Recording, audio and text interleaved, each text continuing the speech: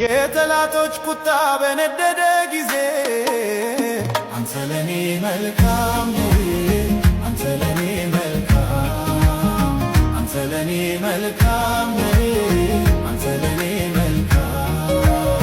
የሰው ፊት ሲጠቁር ጊዜ ሲለውጠው አንተ ለኔ መልካም ነህ፣ አንተ ለኔ መልካም፣ አንተ ለኔ መልካም ነህ፣ አንተ ለኔ መልካም።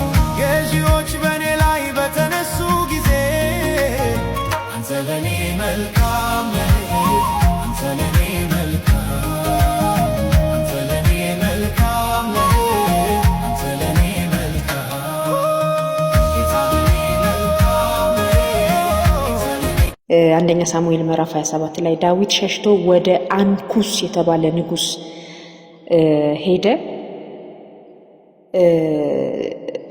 ይሄ ንጉስ ዳዊትን ሲያየው በጣም እንግዲህ ሞገስ በዳዊት በንጉሱ ፊት ሞገስን አገኘና አንዲቱን ከተማ ሰጠው ይላል። አንዲቱን ከተማ ጺቅላግ የምትባል ከተማ ደቡባዊ የእስራኤል ክፍል ናት። ያው በፍልስጤሞች ቀኝ ግዛት ስር የወደቀች ሀገር ናት። ያንን ከተማ ዳዊት እንዲያስተዳድረው አሳልፎ ሰጠው። ዳዊት በጣም በብዙ ሞገስ በተሰደደበት ስፍራ ሁሉ ምንም እንኳን በንጉሱ የተገፋ የተጠላ ቢሆንም ለሞት የሚፈለግ ቢሆንም በገባበት ስፍራ ሁሉ እግዚአብሔር ሞገስን ይሰጠው ነበረ። እግዚአብሔር ወደ 600 የሚጠጉ ሰራዊቶች አብሮት የሚኖሩ ሰራዊቶች ሰጥቶታል። ዳዊት የሚሰማ ሰው ነበር በዚህ ስፍራ ላይ። ስለዚህ ያው በእስራኤልና በፍልስጤም መካከል ያለ ጦርነት ስለማይበርድ አሁን በተነሳ ጦርነት ላይ እዚህ ክፍል ላይ ከ27 በኋላ በምናየው ክፍል ላይ በተነሳ ጦርነት ላይ ዳዊት እነዚያን 600 ሰራዊት ይዞ ከፍልስጤም ጋር ወግኖ የገዛ ወገኑን ሊወጋ የወጣበት ክፍል ነበር። ይሄ ክፍል ከምዕራፍ 30 በፊት ምዕራፍ 29 ስታየው ማለት ነውና የፍልስጤም ዋና ጭፍሮች ግን አይተው ዳዊትን አልፈቀዱለትም።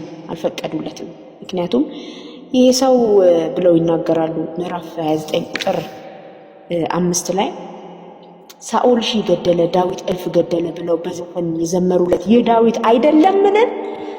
ስለዚህ ይሄ ዳዊት ከንጉስ ሳኦል ጋር ሊታረቅበት የሚፈልግ መንገድ ሊሆን ይችላልና የገዛ ወገኑ ሊወጋ አይወጣም። ስለዚህ መልስ ብለው አንኩስን ዳዊትን ወደ ጺቅላግ ወደ መጣበት ከተማ እንዲመለስ ያስገድዱታልና ይህ ንጉስ ወደ ዳዊት መጥቶ አንተ በጣም ቅን ሰው ነህ፣ ከኔ ጋር በቆየባቸው ዘመናቶች ሁሉ ቅንነትን አይቻለሁ፣ ግን አሁን የፍልስጤም ነገስታት እንድትዋጋ አልፈቀዱልህም፣ ስለዚህ ተመለስ ብሎ ይሄ ንጉስ ዳዊትን የገዛ ወገኖቹን ደም ከማፍሰስ ሲከለክለው ታያላችሁ። የእግዚአብሔር አመላለስ ይመስለኛል። አንዳንድ ጊዜ እግዚአብሔር በምን መንገድ እንደሚሰራ ያው አይታወቅም። ስለዚህ ዳዊት ወደ ጺቅላግ ተመለሰ። ፍልስጤማውያን ደግሞ ወደ ኢዝራኤል መጡ ሊዋጉ ብሎ ምዕራፍ 29 ይጨርሳል። ዳዊትም ወደ ገዛ ወደሚኖርበት ስፍራ ተመለሰ ይላልና እንዲህም ሆነ ብሎ ቁጥር 30 የሚጀምረው እንዴት ሆነ? ዳዊት ውጊያውን ትቶ ወደ ጺቅላግ ሲመለስ ዳዊትና ሰዎቹ በሶስተኛው ቀን ወደ ጺቅላግ በመጡ ጊዜ ይላል። የ3 ቀን መንገድ ተጉዘው ወደ ጺቅላግ በመጡ ጊዜ አማሌቃውያን በደቡብ አገርና በጺቅላግ ላይ ዘምተው ነበር። ጺቅላግንም መትተው በእሳት አቃጥለዋት ነበር። ሴቶቹንና በውስጧ የነበሩትን ሁሉ ከታናሽ እስከ ታላቅ ድረስ ማርከው ነበር። ሁሉንም ወስደው መንገዳቸውን ሄዱ እንጂ አንድስ እንኳ አልገደሉም ነበር። ዳዊትና ሰዎቹም ወደ ከተማ በመጡ ጊዜ እነሆ በእሳት ተቃጥላ ሚስቶቻቸውም ወንዶችና ሴቶች ልጆቻቸውም ተማርከው አገኙ። ዳዊት ከእነርሱ ጋር የነበሩትን ሕዝብ ከእርሱም ጋር የነበሩት ሕዝብ ድምፃቸውን ከፍ አድርገው ለማልቀስ ኃይል እስኪያጡ ድረስ አለቀሱ። የዳዊትም ሁለቱ ሚስቶች ኢዝራኤላዊቱ አኪናሆምና የቀርሜሎሳዊው የናባል ሚስት የነበረች አቢግያ ተማርከው ነበር። ስለ ወንዶችና ስለ ሴቶች ልጆቻቸው የሕዝቡ ሁሉ ልብ ተቆጥቶ ነበርና ሕዝቡ ሊወግሩት ስለተናገሩ ዳዊት እጅግ ተጨነቀ። ዳዊት ግን በአምላኩ በእግዚአብሔር ልቡን አበረታ። ዳዊትም የአቢሜሌክን ልጅ ካህኑን አብያታርን ኤፉዱን አቅርብልኝ አለው። አብያታርም ኤፉዱን ለዳዊት አቀረበለት። ዳዊትም የእግዚአብሔርን ሰራዊት ፍለጋ የእነዚህን ሰራዊት ፍለጋ ልከተልን አገኛቸዋለሁን ብሎ እግዚአብሔርን ጠየቀ። እርሱም ታገኛቸዋለህና ፈጽመህም ምርኮን ትመልሳለህና ፍለጋቸውን ተከተል ብሎ መለሰለት። ዳዊትም ከእርሱም ጋር የነበሩትን 600 ሰዎች ሄዱ፣ እስከ ቦሶር ወንዝ ድረስም መጡ። ከእነርሱም የቀሩት በዚያ ተቀመጡ። ዳዊትም ከእነርሱ ጋር ያሉትን 400 ሰዎች አሳደዱ። 200 ሰዎች ግን የቦሶር ወንዝ መሻገር ደክመዋልና በኋላ ቀሩ እያለ ይናገራል። ዋናው ግን እኔ ዛሬ የምቆይበት ክፍል ይሄ ዳዊት እግዚአብሔርን የጠየቀበትን እግዚአብሔርን ሐሳብ ያናገረበትን ክፍል ነው። ያው በደንብ ክፍሉ አጽንኦት ሰጥቶ የሚናገረው ዳዊት ይመራት የነበረች ከተማ ጺቅላግ የምትባል ከተማ ተቃጥላለች። ሲመለስ ከ600 ሰራዊት ጋር ከዚያ ጦር ሜዳ ከዚያ የጦር ሽታ ሲመለስ ዳዊትን የጠበቀው ዌልካም አይደለም። የጠበቃቸው ከነ 600 ሰራዊቱ ጋር የጠበቀው የተቃጠለ ከተማ ነው። የጠበቀው ሚስትና ልጆች መማረክ ነው።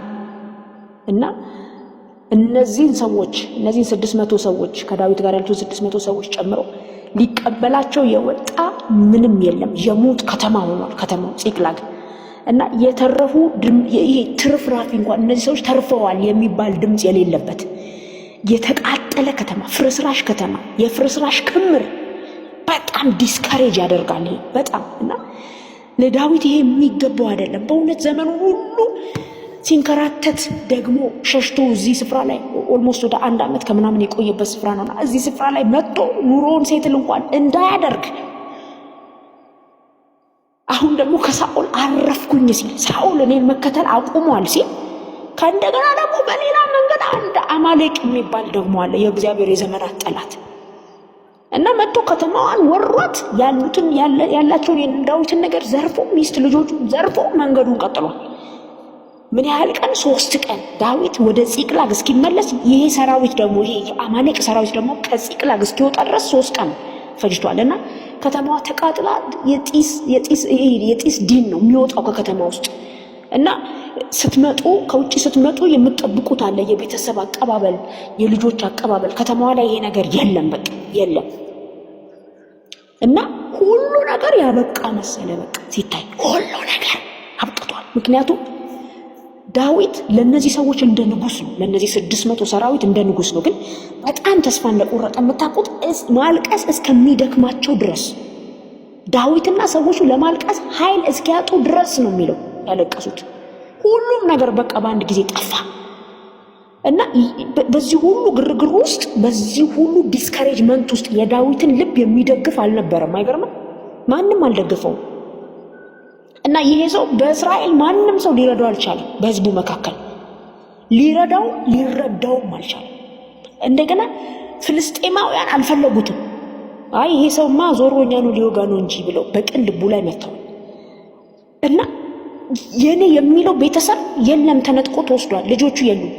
ጓደኞቹ ያ እንገዛልሃለን ብለው መርጠው በላያቸው ላይ ያነገሱት የዳዊት ሰዎች ዳዊት ሳኦል እልፍ ዳዊት እልፍ ሳኦል ሺህ ብለው የካቡት ሰዎች ትናንት አይገርም?